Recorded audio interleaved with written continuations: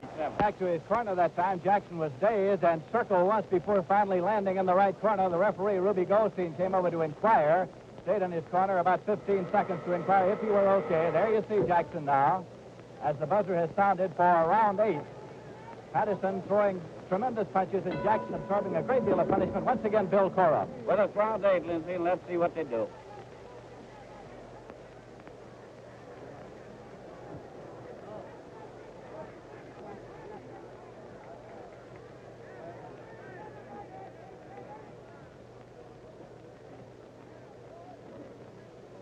The last round was very, very tough for the Hurricane. He did no shenanigans in his corner after that round. Jackson now patched over the left eye. Just a little bit. Cut in there, I guess. No blood.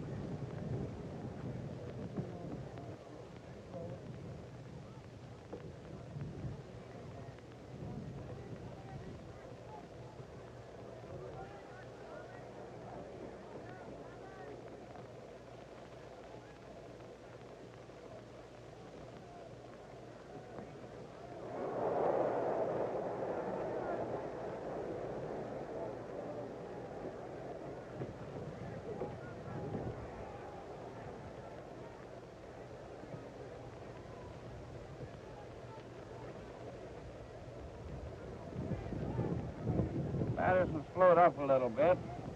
His white trunks are spattered with blood, however, and it's not his blood. It's Tommy's.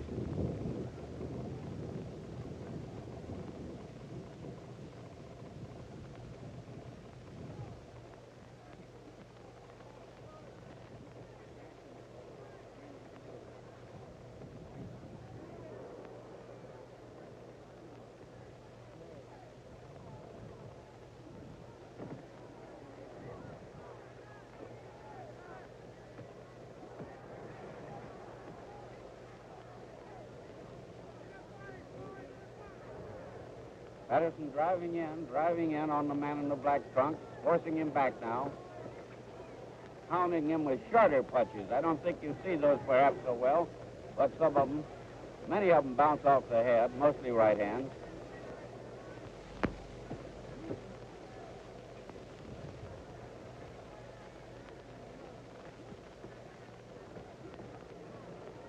Just a tattoo by the champion.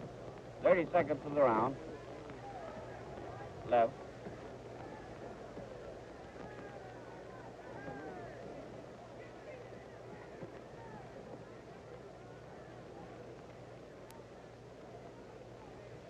Of course, in these rounds, Patterson's piling up a lot of points. 10 seconds of the round left now.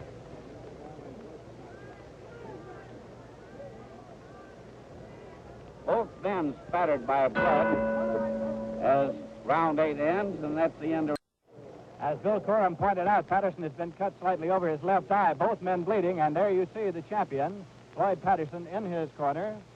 You know, many times when a man becomes heavyweight champion of the world, he suddenly gets a great deal of confidence and becomes a class fighter where perhaps he hasn't been before. The Floyd Patterson that we're seeing here tonight at the Polo Grounds is a considerably improved Floyd Patterson over the man who beat Hurricane Jackson 13 months ago in a split decision in 12 rounds. He came on, of course, on November 30th to win the heavyweight championship when he dropped Archie Moore in the 5th round of their fight. And this is his first defense of the title. Came out here tonight to do a business-like job, has proceeded to do it. However, he has found that dropping Hurricane Jackson is a difficult task. Only one man has ever been able to knock out Hurricane Jackson. That was Nino Valdez under the 3 knockdown, knockout automatic ruling. And Jackson is showing still a great deal of courage and stamina. Here's Bill Coram. Patterson's still unmarked. Thank you, Lindsay. Still unmarked. Still looks fresh. You can't see any marks on Jackson either when he comes out, but when he goes back to his corner, he has plenty of them. However, he keeps coming in there. He is a man of prodigious stamina. Just unbelievable stamina. Marvelous legs.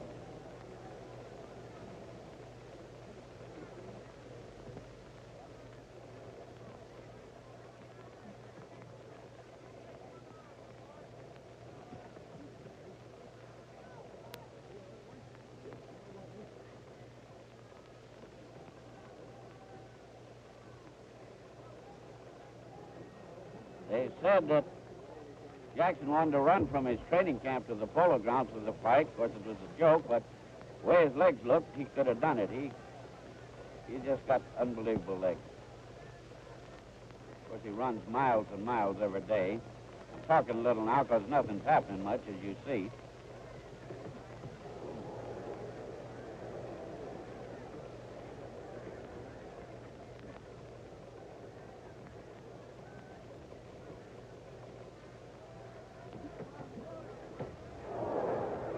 Terrific left. Shook Jackson.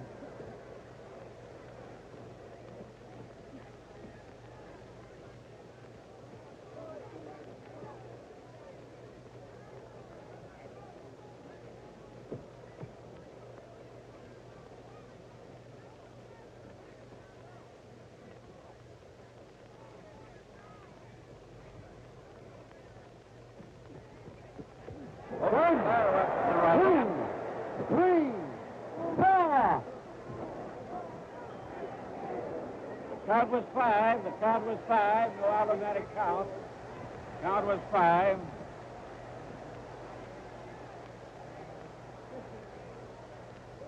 Right hand punch dropped him flat in the middle of the ring.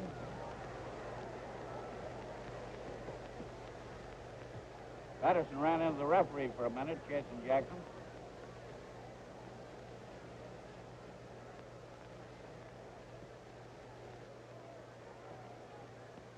Half minute of the round to go. Jackson's face is a crimson stream from the top of his nose down, all about his mouth. It's bright red mass. That was a tremendous right-hand punch, right on the button. Third time, Jackson had been down. 10 seconds.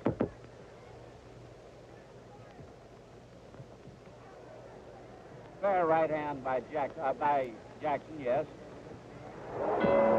And as the bell rang, a butte by Patterson. That's the bell for the end of round 9. Just at the bell, Patterson hurt Jackson with a tremendous right hand to the head, and again, referee Ruby Goldstein went over to the corner to inquire if everything were okay, and Jackson says he's okay to go again, so round 10 coming up, and once again, Bill Cora. This time, Patterson was first on his feet. He's the coolest-looking kid you ever saw for 22 fighting for a title. He looks as if he's out for a dance. Jackson's been down 3 times, first, second rounds, and the last round, the 9th. Came in late. Patterson's in the white trunks, backing into the ropes now. Jackson in the black trunks.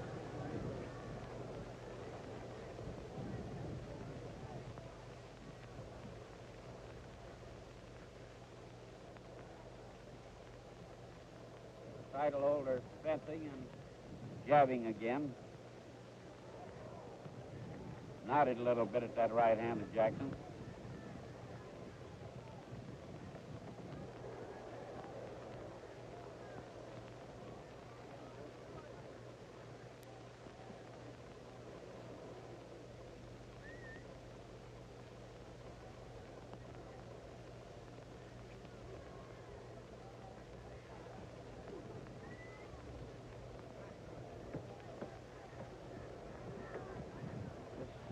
Is no Dempsey fearful. It's a very exciting and very good fight. Very earnest, very tough fight. We hope you're enjoying it, and I'm sure the folks at Buick hope so. It's a real good fight, I think.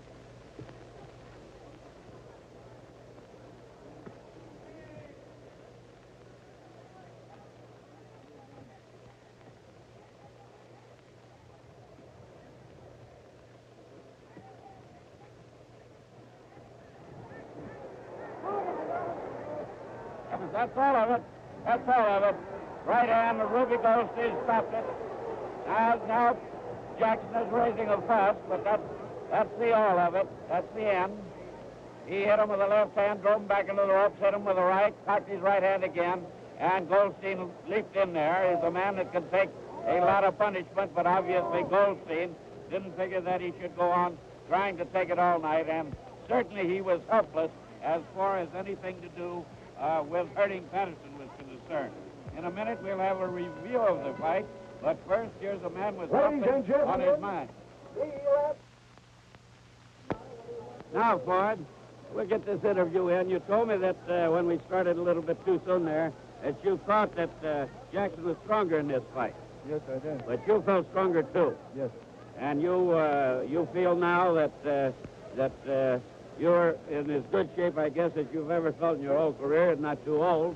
Yes. But, however, I honestly believe that Jackson is such a terrific fighter that in time, if I manage to hold on to the championship, in time I'll be fighting him again. Well, you're a good boyhood friend, I know, and maybe that would happen. And now you'll go out to Seattle for your next fight, I take it. Yes. In Seattle against Rademacher. Yes. That's your next fight.